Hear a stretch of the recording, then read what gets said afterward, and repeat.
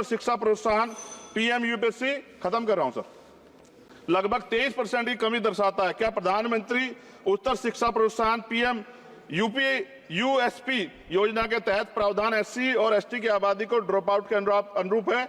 यदि हाँ तो pre matric, post matric, graduation और पोस्ट ग्रेजुएशन के प्रत्येक स्तर पर एससी एसटी छात्रों, ओबीसी छात्रों के ड्रॉप आउट दर क्या है? इसे कैसे कम किया जाएगा? उच्चतर शिक्षा प्रोत्साहन से राज्यवार अनुसूचित जाति और जनजाति लाभार्थियों का प्रतिशत कितना है? प्रधानमंत्री आवास योजना ग्रामीण बजट में कटौती के बावजूद उच्च आवंटन के कारण एससी और एसटी के अधिक घर बनाए गए हैं क्या? संशोधित बजट 2023-2024 में कटौती का क्या प्रभाव पड़ा? वर्ष 23-24 और 2023-24 के राज्यवार 22-23 और 23-24 के राज्यवार एससी एसटी समुदाय के साथ सामान्य समुदाय कितने घर दिए गए?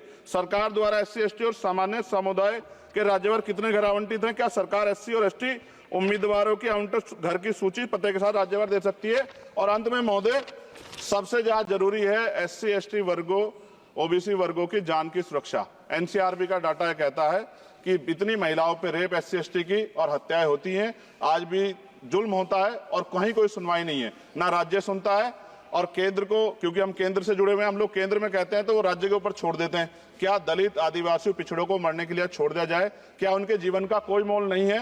क्या उनकी बेटियों का?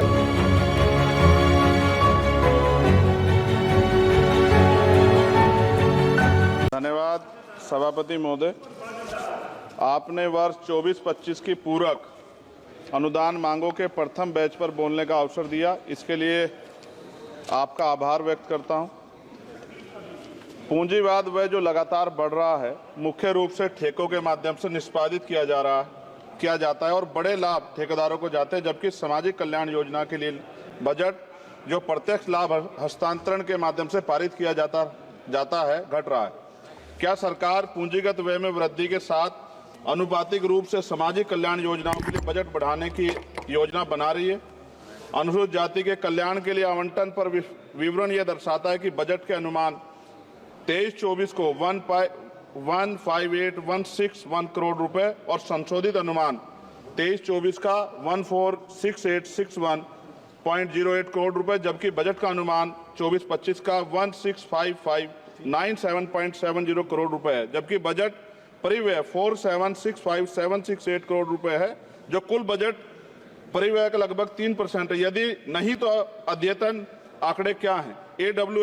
एससी/एसटी योजना मुख्य रूप से आय सर्जन योजनाओं, कौशल विकास और बुनियादी ढांचे के विकास पर सकारात्मक कार्रवाई को लक्षित करती है, ताकि लक्षित आबादी के बीच गरीबी को कम किया जा सके, उन्हें गरीबी रेखा में ऊपर लाया जा सके। सरकार अनुसूचित जाति और जनजाति की आबादी के अनुपात में समावेशी विकास के लिए बजट आवंटित करने के लिए जाति गणना के साथ रुकी हुई जनसंख्या गणना कब शुरू करेगी?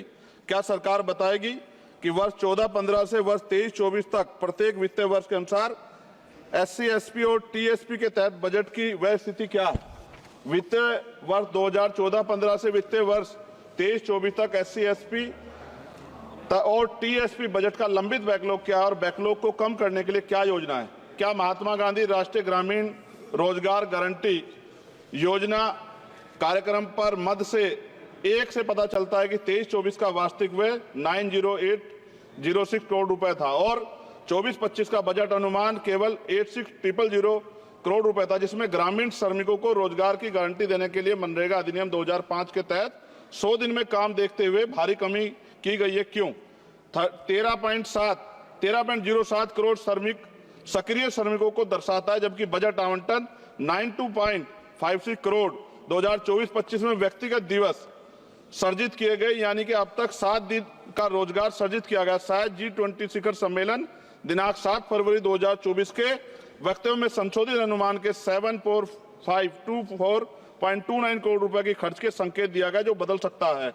बजट अनुमान 24-25 के तहत सक्रिय जॉब कार्ड धारक श्रमिकों को कितने दिनों की गारंटी कार्ड नौकरी की योजना बनाई गई है? राष्ट्रीय स्तर पर औसत दैनिक मजदूरी भुगतान क्या है? यदि सभी सक्रिय कार्ड धारक श्रमिक 100 दिन काम करते तो कितने बजट की आवश्यकता है? क्या मुफ्त अनाज देने के साथ साथ अतिरिक्त नौकरियां देना उचित नहीं? क्या यह वांछनीय नहीं कि सक्रिय कार्ड धारक श्रमिकों को कम से कम 6 महीने में 180 दिन की आजीविका रोजगार सुनिश्चित करने के लिए मनरेगा निधि में वृद्धि की जाए, ताकि उनमें अपनी रोटी कमाने का गर्व की भावना पैदा और सम्मान के साथ जीने का अधिकार को बढ़ावा मिले।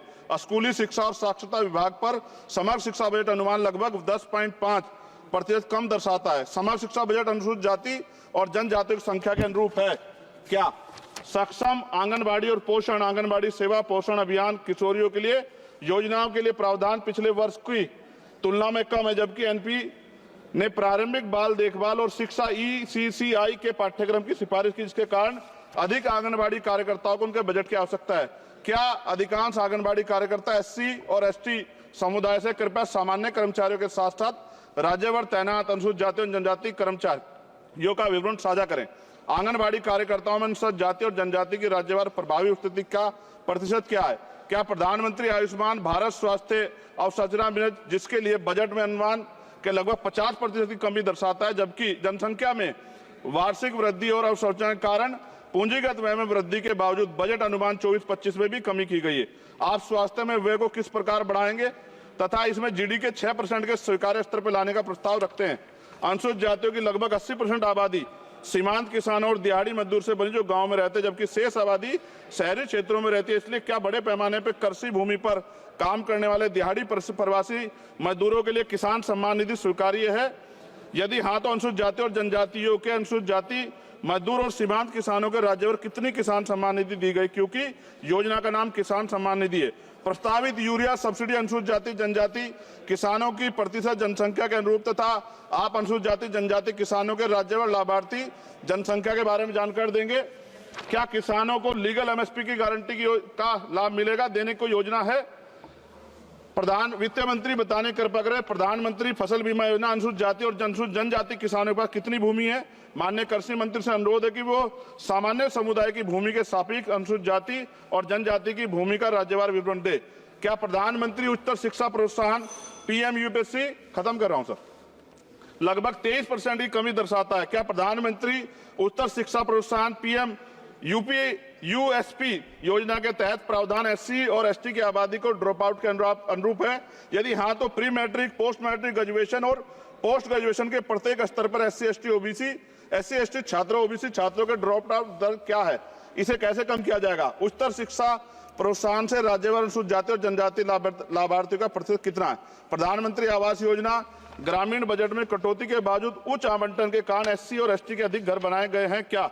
संशोधित बजट 2023-2024 में कटौती का क्या प्रभाव पड़ा? वर्ष 23-24 और 2023-24 के राज्यभर 22-23 और 23-24 के राज्यभर SC ST समुदाय के साथ सामान्य समुदाय कितने घर दिए गए? सरकार द्वारा SC ST और सामान्य समुदाय के राज्यभर कितने घर आवंटित हैं? क्या सरकार SC और ST उम्मीदवारों की आवंटित घर की सूची पते के साथ राज्यभर दे सकती है? और अंत में महोदय, सबसे ज्यादा जरूरी है SC ST वर्गों OBC वर्गों की जान की सुरक्षा। NCRB का डाटा यह कहता है कि इतनी महिलाओं पे रेप SC ST की और हत्याएं होती हैं, आज भी जुल्म होता है और कहीं कोई सुनवाई नहीं है, ना राज्य सुनता है और केंद्र को, क्योंकि हम केंद्र से जुड़े हुए हैं, हम लोग केंद्र में कहते हैं तो वो राज्य के ऊपर छोड़ देते हैं। क्या दलित आदिवासी पिछड़ों को मरने के लिए छोड़ दिया जाए? क्या उनके जीवन का कोई मोल नहीं है? क्या उनकी बेटियों का सम्मान नहीं है? क्या उनकी बेटियां देश की बेटियां नहीं है? क्या उनकी माओ को अपने बच्चों की सुरक्षा की गारंटी मिलनी चाहिए, नहीं मिलनी चाहिए? जब बजट का तो सर तब कुछ करेंगे जब वो जिंदा रहेंगे। मैं लगातार इस पे आवाज उठा रहा हूं और मुझे नहीं लगता कि इस पे कोई उम्मीद हमें ज्यादा बची है। मैं आपके माध्यम से प्रधानमंत्री से मांग करता हूं कि इन वर्गों की सुरक्षा की व्यवस्था सुनिश्चित किया जाए। जब जिएंगे तभी तो कुछ आगे बढ़ेंगे, और अभी तो 75 साल बाद कहां खड़े हैं, ये किससे छिपा बनी। बहुत बहुत धन्यवाद। हमारे चैनल बहुजन दस्तक को लाइक, शेयर, सब्सक्राइब देखना मत भूलिएगा। जय भीम, जय भारत, जय संविधान, नमो बुद्धाय। धन्यवाद। चैनल आर्थिक समस्या से गुजर रहा है। अगर आप बहुजन समाज में बाबा साहेब अम्बेडकर और तथागत बुद्ध की विचारधारा को अधिक से अधिक लोगों तक पहुंचाना चाहते हैं तो हमें आर्थिक सहयोग प्रदान करें, ताकि हम अपने चैनल के माध्यम से देश विदेश में समता, बंधुता, एकता और संवैधानिक अधिकारों को ज्यादा से ज्यादा लोगों तक पहुंचा सकें। आप अपनी सहायता राशि नीचे लिखे खाते में जमा करा सकते हैं। खाता धारक गौतम रत्ना, खाता संख्या 316957686551,